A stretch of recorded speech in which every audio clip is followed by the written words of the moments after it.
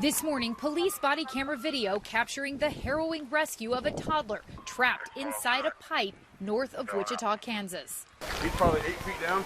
First responders racing to this front yard in Moundridge on Sunday afternoon, finding 14-month-old Bentley wedged inside an underground PVC pipe just 12 inches in diameter and up to 12 feet deep after he stepped on an unsecured cover. We're going to get you out, Bentley. It's okay. The moment it happened, Mom Elizabeth right next to him, saying Bentley was walking in new shoes for the first time and disappeared before her eyes. When he stepped on it, it flipped. He fell so fast, I automatically screamed.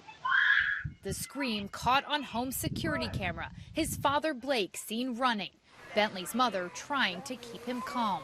Bentley boy, drop it right here. We're getting him out. It's okay. Emergency workers first trying to get him out using just a rope. The problem is that a 14-month-old does not follow commands.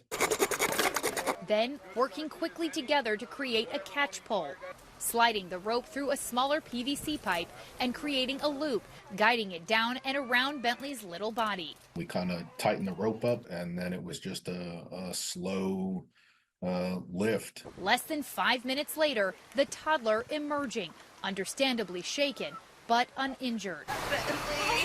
There we go. First responders carefully removing the rope and placing him on a stretcher. Bentley clutching his mother inside an ambulance. After they pulled him out, it must have been 5 minutes and he was being his little Bentley self again. The family thankful for the swift action of the team who brought him out safely. Could not be more thankful for the swift collaboration of our community and how well they came together to get him out. We worked well together. God put the right people at the right place at the right time.